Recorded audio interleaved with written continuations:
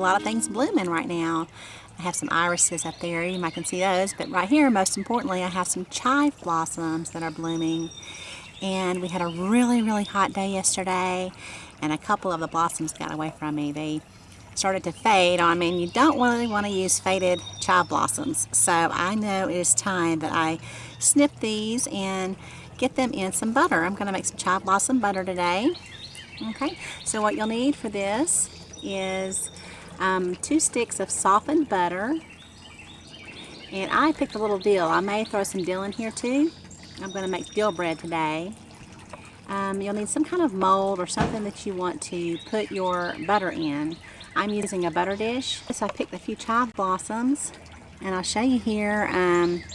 Some of these are faded that I mentioned earlier. I might not use those, and I am definitely going to use the ones that are nice and still bright purple. And I also have some that have not quite opened. I will use those. Those are the ones I really prefer to use. But these are kind of, one of those is halfway opened, which I like that. So let's see here. I've got some pink salt as well, and my butter is unsalted. So let's get started here. Okay, we want to start by putting our softened butter in our bowl, and we're going to whip it down.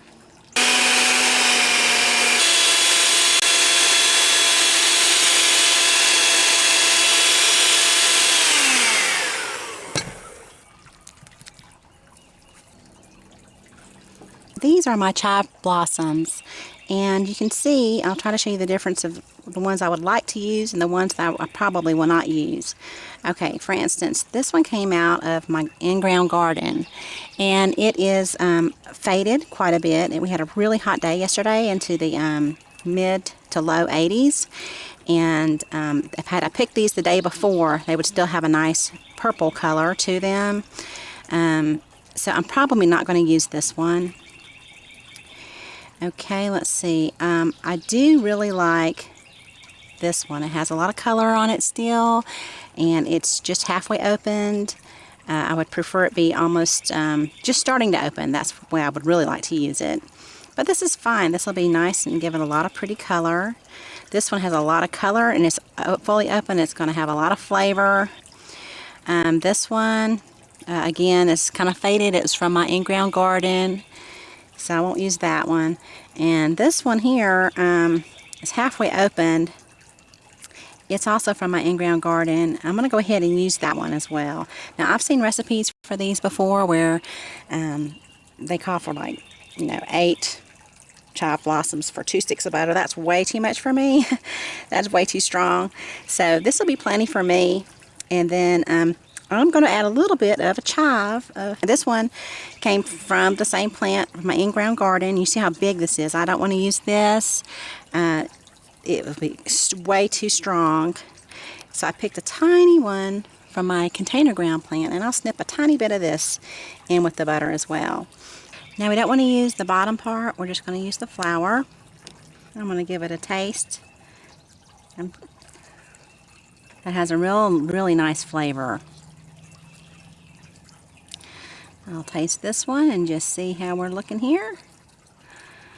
I'm going to pull off just a couple of some of these little blossoms to put on top of the butter when I'm finished. So I'm going to take off some of these blooms down here. I'm thinking I'm also going to, now that I've tasted it, I am going to go ahead and use some of the older blossom, only because I tasted it and I think I will need a little bit more. Let me go ahead and cut the top off of this. And I want to take off the bottom here.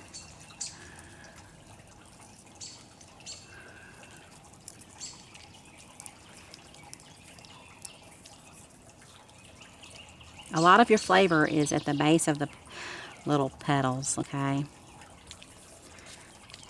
Okay. Now I'm going to give these a little cut with my scissors.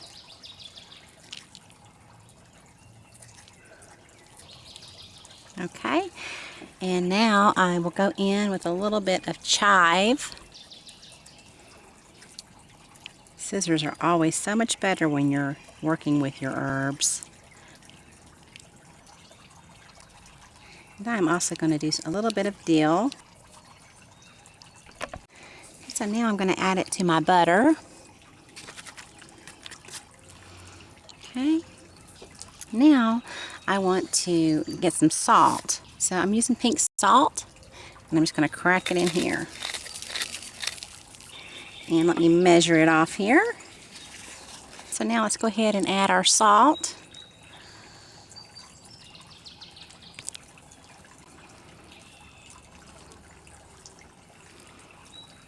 Okay. Now I want to transfer it to my mold. Okay, so I'm going to take some cling wrap.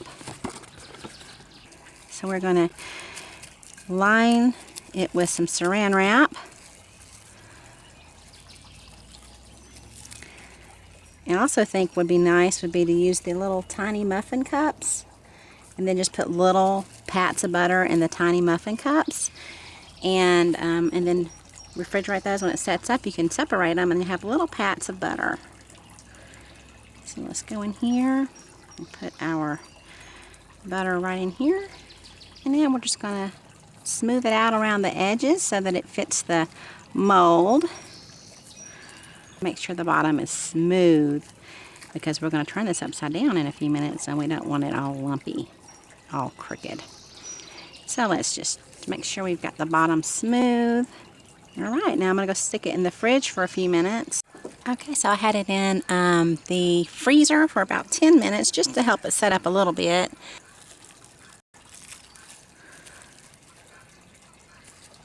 Okay, now it's loosened. I'm just going to flip it over. And then we'll just take this off here.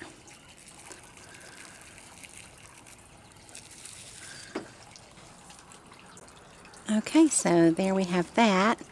Now I'm just going to sprinkle a little bit more salt on it.